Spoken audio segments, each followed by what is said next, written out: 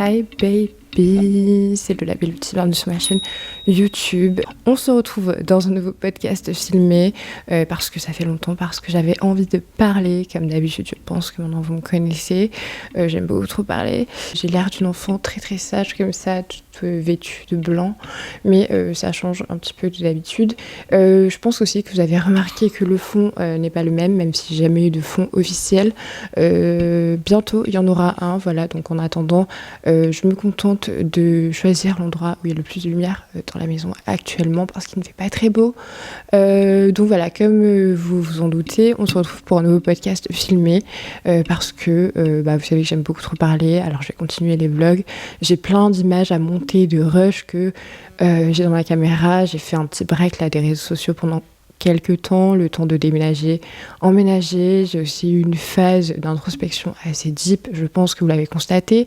Maintenant, je suis dans une toute autre énergie, donc beaucoup plus chill, beaucoup plus good vibe en fait, donc ça fait du bien. Donc voilà, ces derniers temps, j'avais pas forcément envie de prendre ma caméra, j'avais pas forcément envie d'être présente sur les réseaux sociaux et ça m'a fait grave de bien.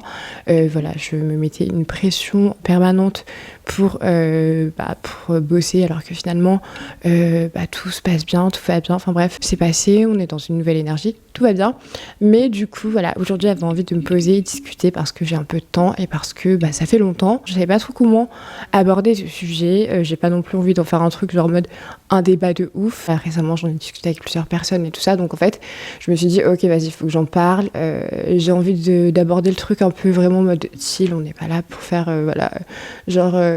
pour revendiquer quoi que ce soit, on n'est pas là pour faire du gros débat. J'ai pas envie qu'on fasse genre une histoire de ouf, même si c'est quand même quelque chose qui est dérangeant, voilà. Donc je vous annonce tout de suite, le titre de ce podcast sera blacklisté mais surconsommé. Ça fait un peu drama, mais au final ça correspond bien au fond du sujet et à ce que j'ai envie de développer. Et vous allez comprendre pourquoi. En fait, c'est un truc qui me dérange moi personnellement. Je pense que ça dérange aussi peut-être et probablement des personnes qui sont dans cette industrie. Je trouve aussi que y a une certaine hypocrisie, voilà, en tout cas en France, à propos de ce dont je vais vous parler. Alors peut-être que vous ne le savez probablement pas, ou peut-être que si, je ne sais pas. En tout cas, moi, il y avait pour certaines personnes, j'étais au courant, mais pour d'autres, pas du tout. Et du coup, c'est en faisant mes petites recherches, parce que oui, je fais des recherches pour justement que ce soit concret et que mon sujet ait plus de sens.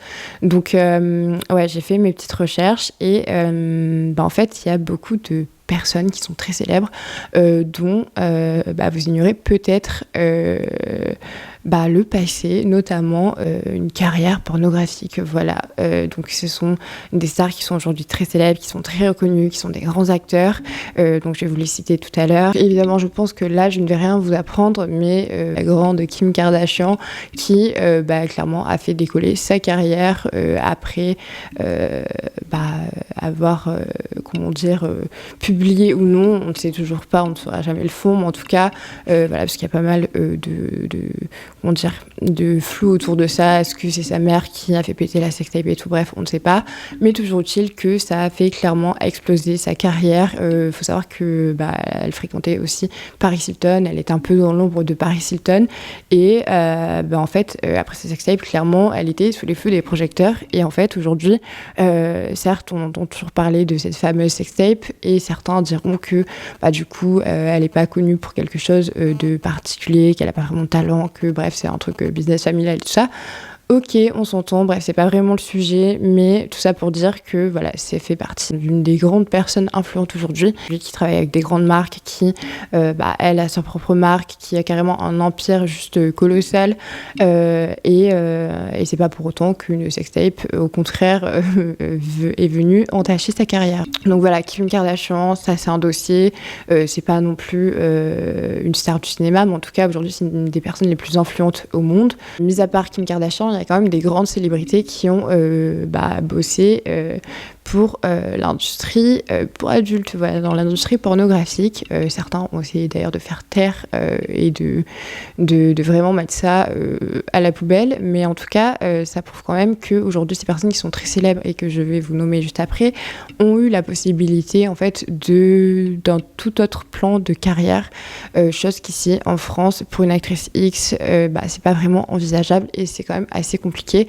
en tout cas, de trouver sa place, de prévoir un après ou alors d'entreprendre autre chose pendant sa carrière pornographique. Et c'est ça qui me dérange parce que aux États-Unis, quand on voit aujourd'hui les carrières comme Cameron Diaz, qui elle à 19 ans, c'était avant son rôle dans The Mask, elle a fait des films pornographiques. Donc voilà, alors c'est un truc qu'elle a essayé de terrer, mais vous pouvez encore à l'heure d'aujourd'hui trouver sur le net des vidéos pornographiques de Cameron Diaz. Voilà, cette icône, cette star finalement. Je veux dire, c'est pas parce qu'elle a fait du porno que justement c'est pas une bonne actrice. Au contraire, parce que elle a été probablement habituée à être sous les caméras et ça c'est un truc qui est pas négligeable. En tout cas, elle rend super bien à l'écran et tout. Et c'est quand je vois en fait des carrières aussi ouf que je me dis qu'en France, il n'y a pas eu d'exemple comme celui-ci. Et pourtant, en fait, parce que je trouve qu'on justement on est trop mis dans cette fameuse case d'actrice porno qui ne va faire que ça toute sa vie, qui ne peut que faire ça. Et voilà, d'où la certaine hypocrisie que je trouve en tout cas en France, parce que les plans de carrière sont assez limités pour les actrices pornographiques, alors que comme j'ai dit, il y a Cameron Diaz qui clairement a fait du porno. Il y a aussi Chloé Cherry qui justement a apparu dans la série Euphoria, donc elle jouait le rôle de Faye, il me semble, je crois que c'est comme ça. Elle a tourné plus de 200 films porno depuis ses 18 ans, enfin bref, vraiment elle baignait clairement dans cette industrie. Et pour autant, Sam Levinson l'a repérée et a voulu justement qu'elle soit dans Euphoria. Donc Sam Levinson, c'est celui qui a créé la série sur HBO, donc Euphoria. Et pour autant, c'est lui qui l'a repérée et qui lui a donné l'opportunité de pouvoir tourner dans une vraie série et d'être une actrice de cinéma traditionnel et non pas de cinéma pornographique. Donc voilà, c'est quand même deux salles, deux ambiances. Et pour autant, elle s'est super bien débrouillée, elle a super bien rendu à la caméra, etc. Franchement, si on ose mettre, en doute, en question, je sais pas comment dire, les talents d'une actrice d'une actrice pornographique à être une actrice traditionnelle, je trouve que on se trompe grandement en pensant ça, parce que justement on est plutôt habitué à être sous le feu des projecteurs, à interpréter des rôles, à se mettre dans la peau d'un fantasme masculin.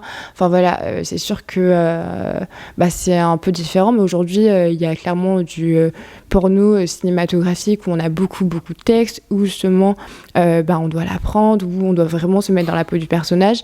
Et je ne veux pas non plus associer ça au cinéma traditionnel, mais il y a beaucoup de parties qui s'y retrouvent, en tout cas qui sont similaires. Donc je trouve que c'est important de le souligner, parce que moi au début par exemple de ma carrière dans le X, j'ai eu un peu peur. Je me suis dit ça veut dire que je vais faire ça toute ma vie, ça veut dire que je suis limitée, ça veut dire que je vais pas pouvoir essayer ça ou faire ça ou envisager ça, et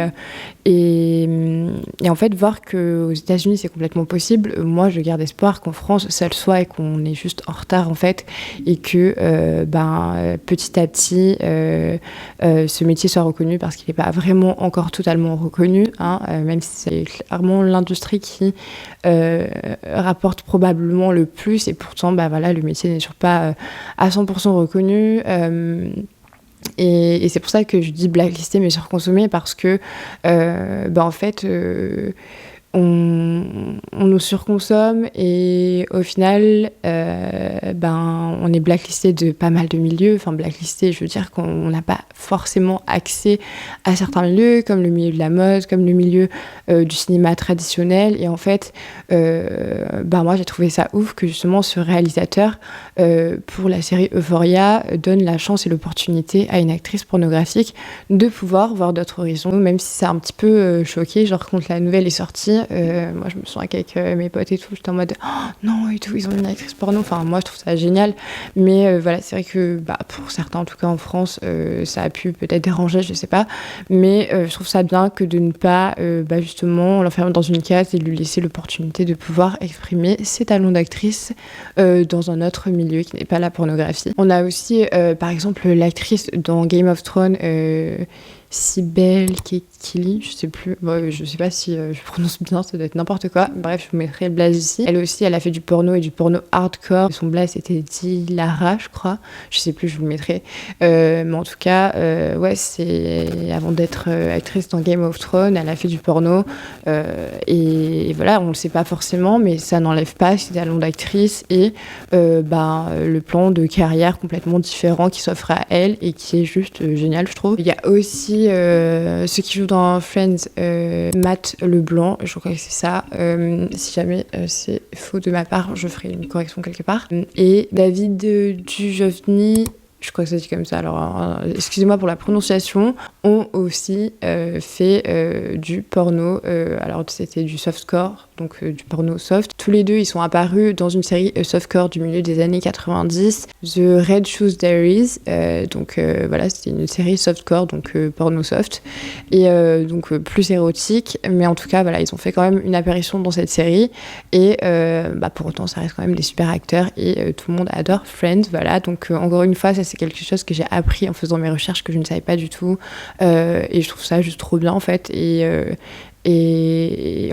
on le soupçonnerait pas si en tout cas on mène pas un petit peu notre enquête, et voilà, ça les a pas du tout limités en fait. Ouais, voilà, tout ça pour dire qu'en fait aujourd'hui c'est clairement des personnes qui sont reconnues pour leur talent d'acteur, qui sont reconnues dans différents milieux comme la mode, le cinéma ou autres milieux, mais en tout cas qui ont eu cette possibilité, cette opportunité dans notre plan de carrière, ou en tout cas de faire autre chose que du porno, que soit c'était après, et c'est vrai qu'il n'y a pas vraiment de pendant, tu vois, genre, et moi c'est ça qui me dérange un peu aussi, même si j'imagine qu'aux États-Unis ça doit être complètement possible, puisque j'ai l'impression que tout est un petit peu possible vu les plans de carrière différents qui se présentent à des acteurs pornographiques, même si c'est après, je trouve que c'est important quand même de se dire que certes on est acteur ou actrice pornographique, mais on n'est pas que ça. Je me dis qu'en fait en France on est peut-être en retard, ou alors on est hyper hypocrite dans le sens où en fait c'est complètement possible et envisageable, sauf que en France, personne n'ose ou ne laisse la place à justement quelqu'un de ce milieu d'en sortir, ou alors de pouvoir justement l'associer à quelque chose d'autre, parce que c'est vrai que là pour l'instant les personnes que j'ai citées, c'est tous des après, tu vois, c'est des plans de carrière qui se sont offerts à eux après, donc c'est une belle reconversion finalement. Mais ici en France déjà, la reconversion d'une actrice X, pour la plupart elles expriment que c'est un peu compliqué, surtout avec les plateformes privées, avec les réseaux sociaux, on peut faire plein de choses, mais encore une fois, là aussi à ce niveau, on est quand même assez limité, dans le sens où par exemple les collaborations, il y en a très très peu, même si aujourd'hui on nous appelle un petit peu plus pour participer à des projets de vidéo, à des concepts pour des youtubeurs, du coup on est un peu plus sollicité, mais encore une fois c'est un petit peu poursuivre le mouvement, et ils ont raison, hein.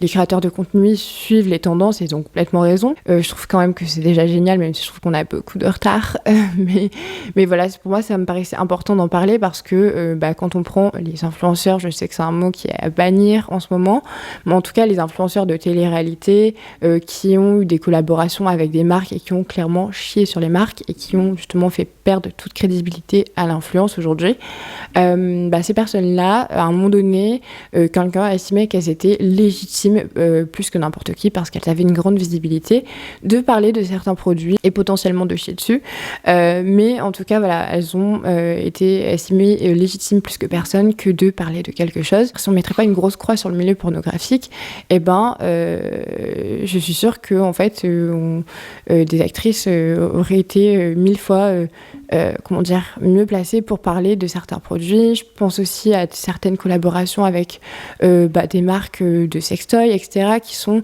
justement données à des influenceurs de télé-réalité qui n'ont aucun rapport et qui ne sont pas plus légitimes que nous que de parler de ça. Et pourtant, on nous appelle pas forcément pour parler justement de ces produits, pour les présenter, alors qu'au final, je trouve que ça serait quand même le plus sensé. Et je pense que ça va bientôt se faire, tu vois, je pense que ça va bientôt venir. Je pense que maintenant, les gens comprennent de plus en plus que on n'est pas destiné que à ça, qu'on n'a pas un pois chiche dans la tête, et que on a aussi notre place, et que on peut aussi collaborer avec des marques, que on ne salira pas spécialement l'image des marques, en tout cas pas plus que certains influenceurs de télé-réalité. Mais voilà, en fait, je pense qu'on est tout autant légitime, et c'est encore un petit peu compliqué, peut-être de l'accepter dans la société, mais je trouve que c'est quelque chose qui progressivement prend un peu plus de place, donc ça c'est cool et ça fait plaisir, même si voilà, comparé aux carrières qui s'offrent aux acteurs porno américains, je trouve qu'il y a quand même un contraste de ouf, mais ça donne de l'espoir, voilà, et c'était quelque chose que je voulais souligner. Enfin, je trouve que on est tout autant légitime, et voilà, moi j'ai pas envie de me dire que je suis limitée qu'à ça parce que j'ai fait ce choix-là. Non, ce choix-là ne m'empêche pas de choisir autre chose ou de faire autre chose en même temps, je pense. On n'entend pas souvent parler justement des carrières de stars, de célébrités qui ont eu un passé dans l'industrie pornographique, et je trouve ça intéressant de pouvoir montrer la possibilité d'envisager autre chose en fait, et je trouve ça beau et je trouve ça inspirant. Donc voilà, il faut que la France s'inspire de ça, il faut qu'on s'inspire de ça, et voilà, moi je garde espoir. J'ai envie de toucher à plein de milieux, j'ai envie de faire plein de choses, et voilà, je sais que la légitimité est une question qui se soulève quand même assez souvent, donc voilà, j'ai vraiment en tout cas espoir qu'on puisse s'inspirer de ces profils américains et de cette mentalité. Dites-moi ce que vous en pensez en commentaire, ça m'intéresse grave de savoir si par exemple vous étiez au courant pour les acteurs que j'ai cités, ou alors est-ce que pour vous c'est quelque chose qui est envisageable qu'une actrice X veuille faire autre chose pendant sa carrière ou alors après sa carrière, parce que je trouve qu'on peut combiner les deux. Aujourd'hui, il y a les réseaux sociaux et tout ça, il y a plein de possibilités qui s'offrent à nous, et je trouve ça bête de se limiter à juste une case et un métier. Voilà, encore une fois, comme je le dis à chaque fois, rien ne nous définit, c'est nous-mêmes qui nous définissons par justement nos croyances. Donc voilà, bref, je vous fais des très très gros bisous, et on se retrouve très très vite, probablement dans un vlog ou dans un autre podcast filmé, je ne sais pas. Je vous fais des très très gros bisous et à très vite.